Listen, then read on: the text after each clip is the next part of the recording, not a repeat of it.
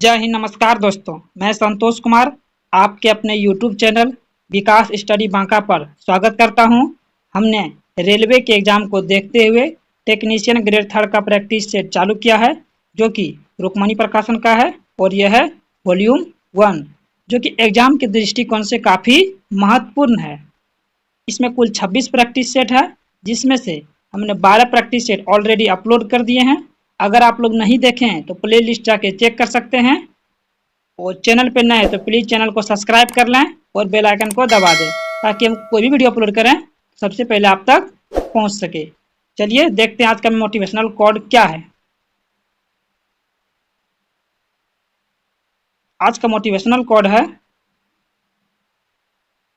कि मैदान में हारा हुआ इंसान फिर से जीत सकता है, लेकिन मन से हारा हुआ इंसान कभी नहीं जीत सकता। इसलिए मन से कभी नहीं हारना है, सफलता एक दिन जरूर मिलेगा। और आज का जो सेट नंबर है वो है सेट नंबर 13। चलिए देखते हैं पहला प्रश्न क्या है। पहला प्रश्न देख सकते हैं, ये क्या है कि निम्नलिखित में से कौन सा गुण चुंबक के लिए एक निश्चित परीक्षण है? आकर्षण गुण, प्रतिकर्षण गुण या देशिक गुण। इनमें से कौन सा चुंबक के लिए गुण है? तो वो है आपका प्रतिकर्षण गुण और दैहिक गुण। प्रतिकर्षण गुण और दैहिक गुण, ऑप्शन नंबर 1। अब चुंबक में चुंबकीय पदार्थ को आकर्षित करने का जो गुण होता है उसे हम लोग क्या कहते हैं? चुंबक का आकर्षण गुण। और समान चुंबकीय ध्रुव के बीच प्रतिकर्षण होता है और विपरीत चुंबकीय ध्रुवों के बीच आकर्षण होता है। अगला प्रश्न क्या है कि कॉपर का इलेक्ट्रॉनिक विन्यास निम्न में से कौन सा है? कॉपर का इलेक्ट्रॉनिक विन्यास है ऑप्शन नंबर सी, 1s2, 2s2, 2p6, 3s2, 3p6 और 4s1 और 3d10। Option number C copper. Copper का परमाणु संख्या होता है 29, और ये जो कॉपर है ये अपवाह सिद्धांत का पालन नहीं करता है।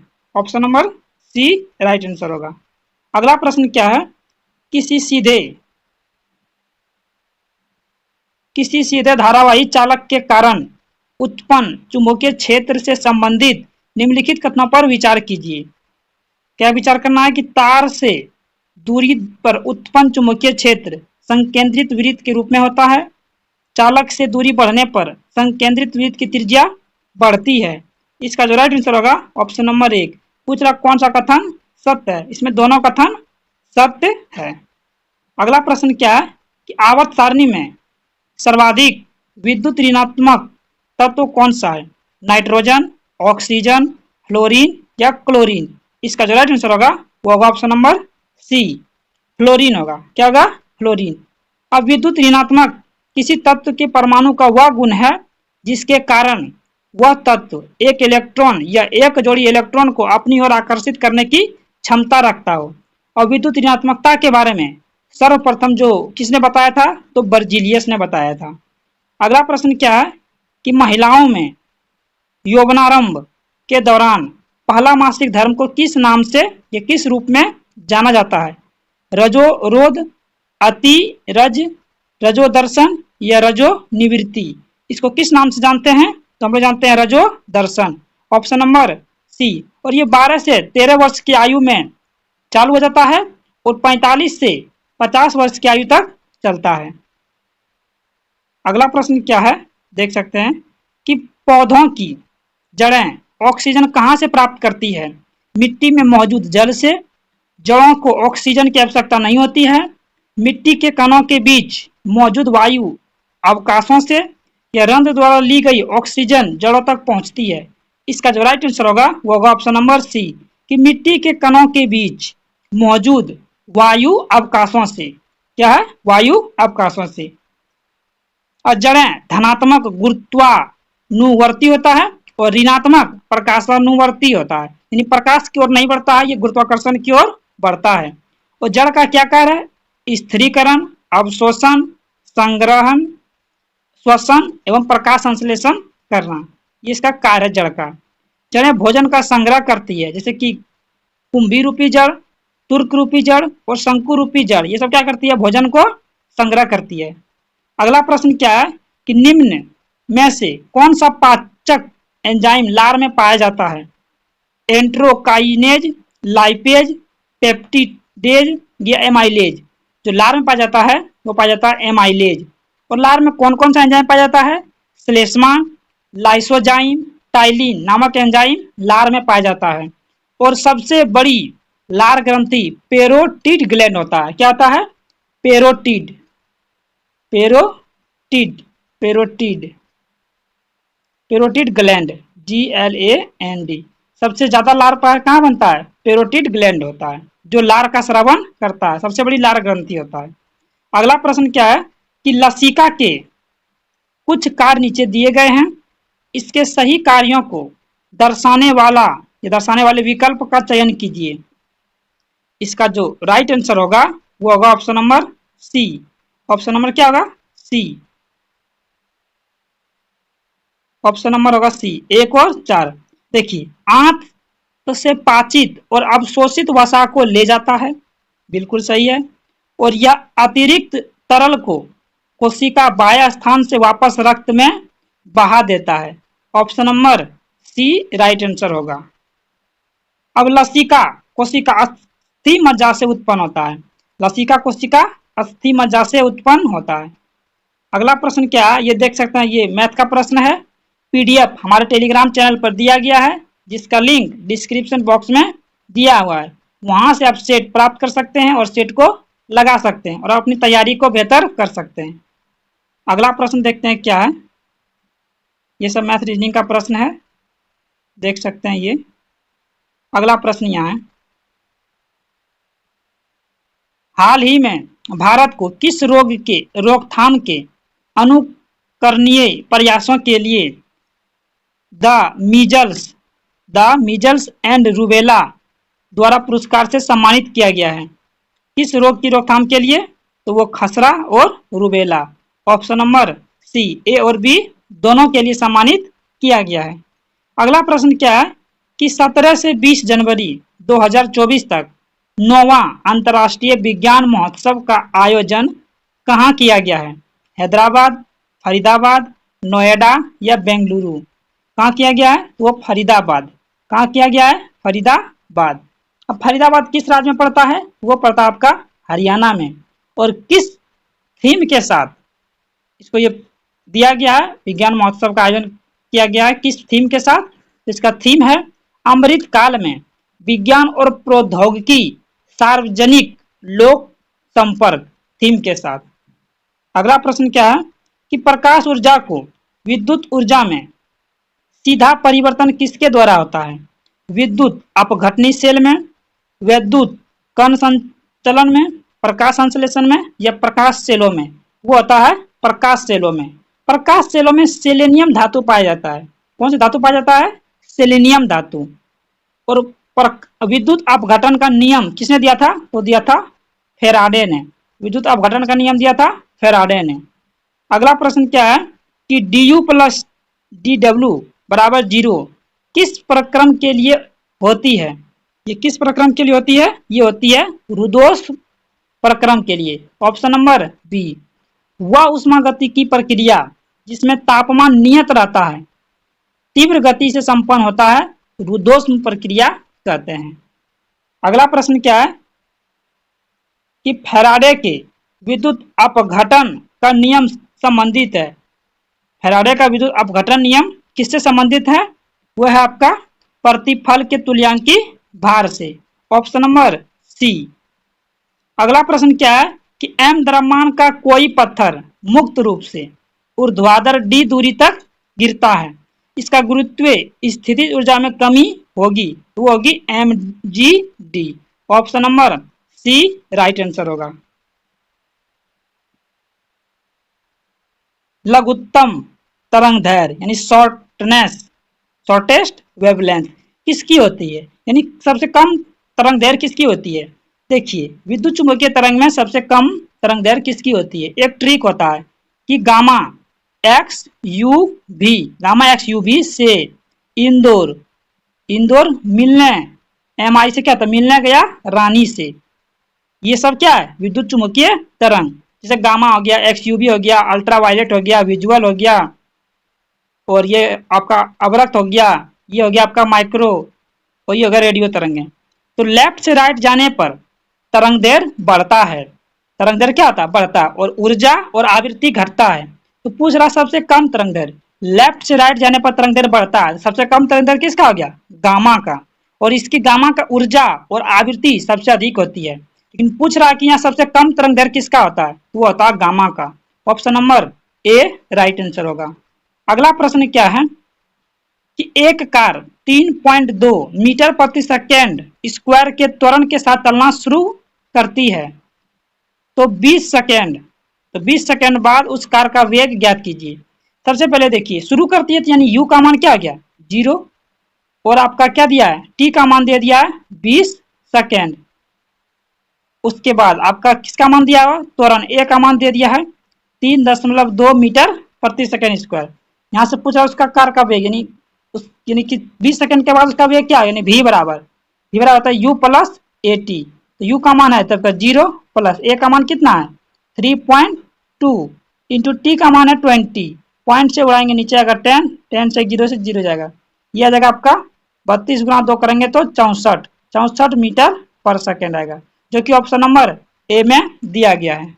अगला प्रश्न क्या है कि क्विक सिल्वर किसे कहते हैं, क्विक सिल्वर कहते हैं मरकरी को, option number B, quicksilver कहते हैं हम लोग मरकरी को। और झूठा सोना किसको कहा जाता है, आयरन सल्फाइड को, आयरन सल्फाइड को झूठा सोना या मूर्खों का सोना कहा जाता है। अगला प्रश्न क्या है कि निम्नलिखित तत्वों में कौन अशुद्धता के रूप में पिग आयरन में सर्वाधिक मात्रा में पाया जाता है, अशुद्धता के रूप में पिग आयरन में सर्वाधिक पाया जाता है, फास्फोरस, मैग्नीज, कार्बन या सिलिकॉन पाया जाता है, ऑप्शन नंबर बी कार्बन, क्या पाया जाता है, कार्बन।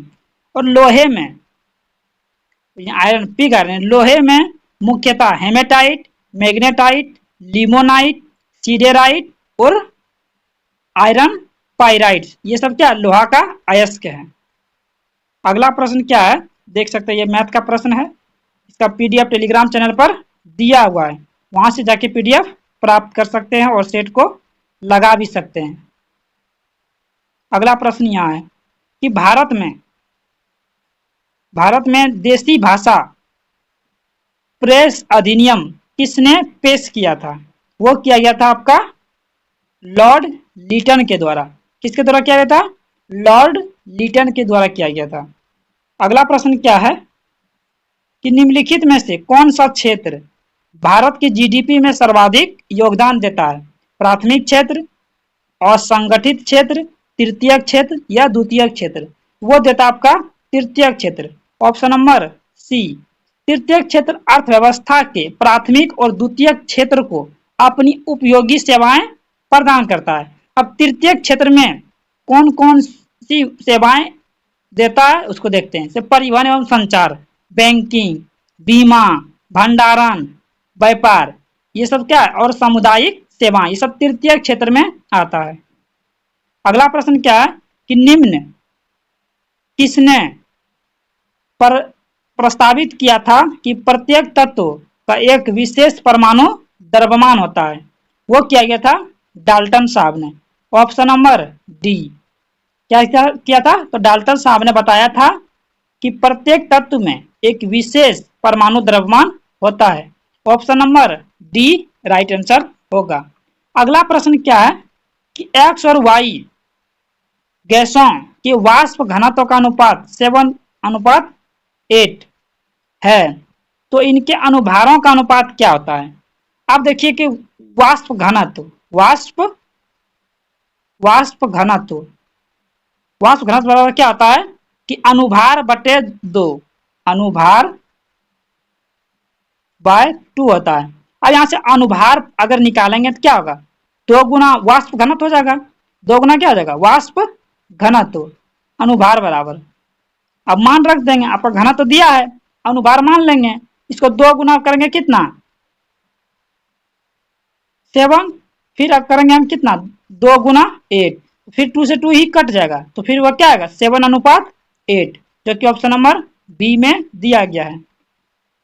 अगला प्रश्न क्या है कि तालाब का रेशम किसका सामान्य नाम है? वोचोरिया का, वोल्वा वोल्वोक्स का, स्पाइरोगायरा का, या यूलोथ्रिक्स का? इसका जो राइट आंसर होगा वो होगा ऑप्शन नंबर सी, स्पाइरोगायरा का। स्पाइरोगायरा एक शैवाल है, इसमें क्लोरोफिल पाया जाता है। अगला प्रश्न क्या है कि निम्नलिखित में से कौन सा कथन सत्य है? सत्य कथन बताना है कि हैजा एक विषाणु जनित रोग है। नहीं, ये गलत है। चिकन पॉक्स में जल से डर लगता है? जी नहीं लगता है, वो तो हाइड्रोफोबिया में डर लगता है जल से। चेचक के टीका की खोज लुईस पास्चर ने की थी? नहीं, चेचक की टीका की खोज एडवर्ड जेनर ने की थी, जो कि ये भी गलत है। तो ऑटोमेटिक है कि ऑप्शन डी क्या होगा सही। ORS घोल अतिसार एवं आंत्र शोध में लाभदायक है, बिल्कुल सही है, ऑप्शन नंबर डी। अगला प्रश्न क्या है, एजेंट एजेंट ऑरेंज निम्न में क्या है? खरपतवारनाशी, कवकनाशी, सूत्रकृमिनाशक या कृंतकनाशी? इसका जो राइट आंसर होगा वो होगा ऑप्शन नंबर ए, खरपतवारनाशी है। एजेंट ऑरेंज खरपतवारनाशी। अगला प्रश्न क्या है कि विद्युत चुम्बकीय प्रेरण की घटना किसके कारण होती है? चुम्बकीय प्रेरण की घटना किसके कारण होती है? तो वो होता है ऑप्शन नंबर डी, कुंडली से गुजरने वाले चुंबकीय अभिवाह में परिवर्तन के कारण होता है, ऑप्शन नंबर डी। और फैराडे ने विद्युत चुम्बकीय प्रेरण का सिद्धांत दिया था। अगला प्रश्न क्या है कि इनमें से कौन से बिंदु हमेशा गोलीय दर्पण के मुख्य अक्ष पर स्थित होता है? अब गोलीय दर्पण दो प्रकार के होते हैं, अवतल दर्पण और उत्तल दर्पण। इसमें क्या आता है, वक्रता केंद्र और ध्रुव, ये हमेशा आता है गोलीय दर्पण के मुख्य अक्ष पर, यानी ये जो लाइन होता है इसी पे होता है ना। ये मान लिया आपका उत्तल अवतल दर्पण है और इधर ये आपका क्या जगह, ये जगह आपका उत्तल दर्पण, इसी में ना होता है। यहाँ पर आपका क्या होता है ध्रुव, इधर आपका सी मानी वक्रता केंद्र, उसी प्रकार इसमें भी होता है। आपतन बिंदु नहीं होता, आपतन बिंदु वहां होता है जब मान लीजिए परावर्तक सतह है, ये आपका विलंब है, प्रकाश की किरण इधर से आएगा, इधर मतलब कि लौट के जाएगा, तो इस बिंदु को हम लोग क्या बोलते हैं आपतन बिंदु, जो कि ये गोलीय दर्पण के मुख्य अक्ष पर स्थित नहीं होता है। इसका जो राइट आंसर होगा वो होगा ऑप्शन नंबर एक और 3 दोनों।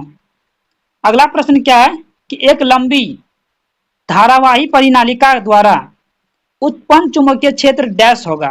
उत्पन्न चुंबकीय क्षेत्र क्या होगा, परिनालिका के अंदर एक समान, परिनालिका के अंदर क्या होगा एक समान। अगला प्रश्न क्या है, ये सब देख सकते हैं किसका है, मैथ रीजनिंग का प्रश्न है, PDF दिया हुआ टेलीग्राम चैनल पर, वहां से आप लगा सकते हैं सेट।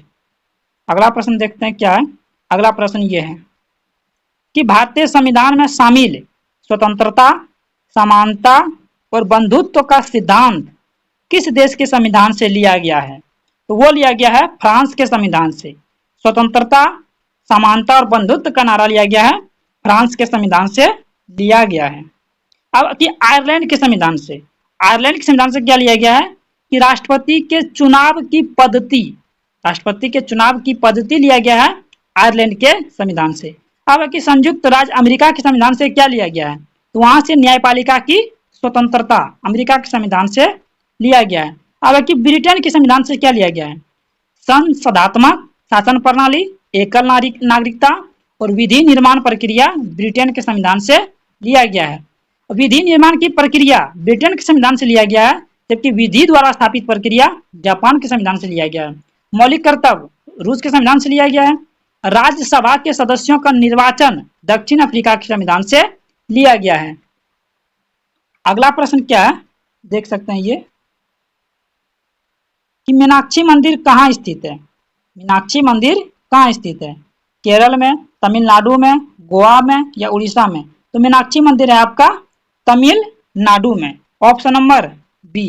कुछ इंपॉर्टेंट मंदिर को देख लेते हैं, जैसे श्री जगन्नाथ पुरी मंदिर उड़ीसा में स्थित है, महाकालेश्वर मंदिर उज्जैन में स्थित है, सोमनाथ मंदिर गुजरात में स्थित है, सबरीमाला मंदिर केरल में स्थित है। अगला प्रश्न क्या है कि प्रिज्म के माध्यम से श्वेत प्रकाश के गुजरने पर इसका वर्ण विक्षेपण होता है। प्रिज्म के माध्यम से जब श्वेत प्रकाश गुजरेगा तो इसका वर्ण विक्षेपण होने के कारण ये 7 रंगों में क्या होगा विभक्त हो जाएगा। अब पूछ रहा है कि इसका विचलन कोण क्या होगा। इसका जो विचलन कोण होता है वो होता है तरंग दैर्घ्य के व्युत्क्रमानुपाती। Option number B right answer होगा। अगला प्रश्न क्या है कि लेड नाइट्रेट को पोटेशियम आयोडाइड के साथ मिलाने पर इनमें से कौन सा यौगिक बनता है। अब देखते हैं कि कौन सा यौगिक बनता है।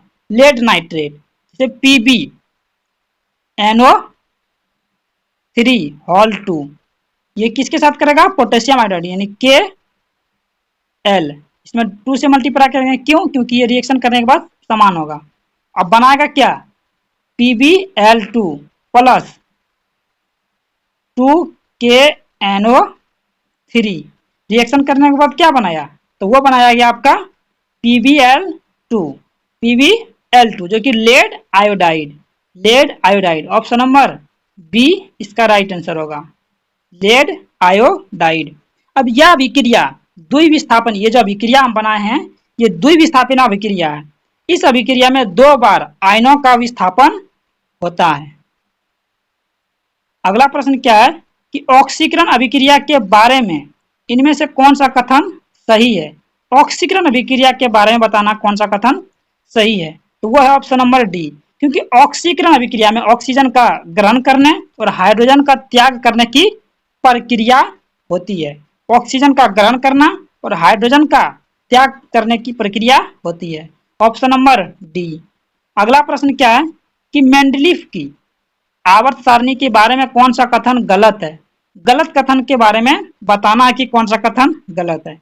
पहला कथन क्या है कि तत्वों को उनके बढ़ते परमाणु द्रव्यमान के क्रम में व्यवस्थित किया जाता है, बिल्कुल सही है। मेंडलीफ की आवर्त सारणी के अनुसार उनके तत्वों को परमाणु द्रव्यमान के बढ़ते क्रम में व्यवस्थित किया गया है, बिल्कुल सही है। ऊर्ध्वाधर स्तंभों को समूह कहते हैं, बिल्कुल इस प्रकार जो होता है उसको क्या कहते हैं, समूह कहते हैं। क्षैतिज पंक्तियों को आवर्त कहते हैं, बिल्कुल इस टाइप का जो रहता है, जो 7 आवर्त होता है उसको हम लोग क्या कहते हैं, आवर्त कहते हैं, बिल्कुल सही है। उसके बाद अगला है तत्वों के गुणधर्म उनके परमाणु क्रमांक के आवर्ती फलन होते हैं, बिल्कुल गलत है।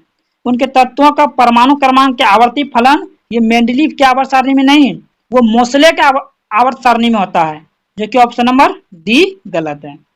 अगला प्रश्न क्या है देख सकते हैं कि संतुलित रासायनिक समीकरण के बारे में सही कथन का चयन करें। सही कथन कौन सा है, संतुलित रासायनिक समीकरण के बारे में सही कथन का चयन करें। इसका सही कथन क्या होगा, वो होगा समीकरण के दोनों ओर द्रव्यमान समान होना चाहिए। क्या होना चाहिए, द्रव्यमान समान। Option number D. अगला प्रश्न क्या है कि जब एथेनॉल एक अम्लीय माध्यम में पोटेशियम डाइक्रोमेट K2Cr2O7 के साथ अभिक्रिया करता है तो कौन सा प्रमुख उत्पाद होता है। इसका कौन सा प्रमुख उत्पाद होता है, वो होता है ethanoic acid. Ethanoic acid, option number A right answer होगा। अगला प्रश्न क्या है कि प्लास्टर ऑफ पेरिस के बारे में इनमें से कौन सा कथन सत्य है। प्लास्टर ऑफ पेरिस का सबसे पहले सूत्र क्या होता है, इसका 2 सूत्र होता है, CaSO4 इंटू हाफ H2O। एक तो ये होता है, दूसरा CaSO4 होल यहाँ 2 होगा इंटू H2O। अब पढ़ेंगे ऑप्शन की, ऑप्शन इसका क्या है। पूछ रहा कि CaSO4 के 2 सूत्र इकाई जल के आधे अणु को सजा करती है, जो कि गलत है। कॉपर सल्फेट यानी CaSO4 के 2 सूत्र इकाई जल के 1 अणु का सजा करती है, बिल्कुल यही सही होगा। देखिए कॉपर सल्फेट के 2 अणु और जल का 1 अणु सजा करता है। ऑप्शन नंबर इसका बी राइट आंसर होगा। अगला प्रश्न क्या है कि दी गई अभिक्रिया में ऑक्सीकृत होने वाले पदार्थ का चयन कीजिए। ऑक्सीकृत होने वाले पदार्थ का चयन करना है, जो कि हो रहा है Fe यानी लोहा ऑक्सीकृत हो रहा है। Fe में ऑक्सीजन की परमाणु संख्या अभिक्रिया के बाद बढ़ती है। अभिक्रिया के बाद क्या होती है, बढ़ती है, जिसके कारण Fe का ऑक्सीकरण हो रहा है। अगला प्रश्न क्या है, ये देख सकते हैं, ये मैथ का प्रश्न है। ये सब किसका प्रश्न है, यह है आपका मैथ का, जो कि PDF टेलीग्राम चैनल पर दिया गया है। वहां से जाकर के आप सेट लगा सकते हैं और अपनी तैयारी को और बेहतर कर सकते हैं। चलिए देखते हैं अगला प्रश्न जीके जीएस का क्या है। अगला प्रश्न ये रहा कि अंडमान और निकोबार द्वीप समूह में स्लैश एंड बर्न कृषि को क्या कहा जाता है? स्लैश एंड बर्न कृषि को हम लोग क्या कहते हैं? वो कहते हैं डीपा। क्या कहते हैं? डीपा। Option number C right answer होगा। अगला प्रश्न क्या है? मामल्लपुरम उत्सव किस राज्य में मनाया जाता है? मामल्लपुरम जो उत्सव मनाते हैं वो मनाते हैं तमिलनाडु में। ऑप्शन नंबर एक। मामल्लपुरम नृत्य उत्सव में भरतनाट्यम, कुचिपुड़ी और कथकली शास्त्रीय नृत्य की जाती है। और मामल्लपुरम पल्लव काल में प्राचीन बंदरगाह था। मामल्लपुरम को महाबलीपुरम के नाम से जाना जाता है और मामल्लपुरम को यूनेस्को के विश्व धरोहर स्थल में शामिल किया गया है। अगला प्रश्न क्या है कि 6CO2 प्लस 12H2O रिएक्शन करने के बाद C6H12O6 plus 6O2 plus 6H2O ये किसमें होता है? पूछ रहा है कि दी गई अभिक्रिया के लिए सही अभिक्रिया परिस्थितियों का चयन करें। यह होगा सूर्य के प्रकाश और chlorophyll. Option number C right answer होगा। प्रकाश संश्लेषण एक रिडक्शन और ऑक्सीडेशन और रिडक्शन अभिक्रिया है, उपचयन और अपचयन क्रिया है। अगला प्रश्न क्या है कि निम्न में कौन सा कथन समजातीय श्रेणी में क्वथनांक की क्रमबद्धता के संबंध में सही है? यानी कि समजातीय श्रेणी में क्वथनांक की क्रमबद्धता के संबंध में सही है, वो है ऑप्शन नंबर डी। आणविक द्रव्यमान में वृद्धि होने पर क्वथनांक में वृद्धि। आणविक द्रव्यमान में वृद्धि होने पर क्वथनांक में वृद्धि। समजातीय श्रेणी के सदस्य को एक ही प्रकार के समान सूत्र द्वारा प्रदर्शित किया जाता है। अब समजातीय श्रेणी के कुछ गुण देख लेते हैं। समजातीय श्रेणी के सदस्य के बीच का जो अंतर होता है वो होता है CH2 का अंतर होता है समजातीय श्रेणी के। और इसके क्रमागत यौगिक के बीच द्रव्यमानों में 14 AMU का अंतर होता है। इस समूह के सदस्य का कार्यात्मक समूह के समान होने के कारण इसका रासायनिक गुण भी समान होता है और इस समूह के सदस्य को तैयार करने में समान विधि का प्रयोग किया जाता है। अगला प्रश्न क्या है कि निम्न में से कौन सा वसा का पाइसीकरण में शामिल होता है? आमाशय, अग्नाशय, फिलिया या यकृत? वो होता है यकृत। Option number D. यकृत पित्त रस का स्रवण करता है और पित्त रस वसा को छोटे छोटे टुकड़ों में यानी छोटे छोटे कणों में तोड़ता है। इसी को हम लोग कहते हैं पाइसीकरण। वसा को छोटे छोटे टुकड़ों में तोड़ने को हम लोग पाइसीकरण कहते हैं। क्या कहते हैं? पाइसीकरण। अगला प्रश्न क्या है कि अपशिष्ट उत्पादों को पादप कोशिका के अंदर कहाँ संचित यानी जमा कहाँ किया जाता है? वो करते हैं गोल्गी काई में, कि रसधानी में, कि लाइसोसोम में या माइटोकॉन्ड्रिया में? वो करते हैं हम लोग रसधानी में। Option number B. अगला प्रश्न क्या है? अगला प्रश्न देख सकते हैं, ये है कि मटर के पौधों पर मेंडल के प्रयोगों के अनुसार लंबेपन को बौनेपन की तुलना में प्रभावी लक्षण कहा गया है। क्यों कहा गया है? क्योंकि कोई पौधा लंबा ही होगा भले ही उसके लंबेपन के लिए एक जीन हो या 2 जीन हो। Option number D. अगला प्रश्न क्या है? ये देख सकते हैं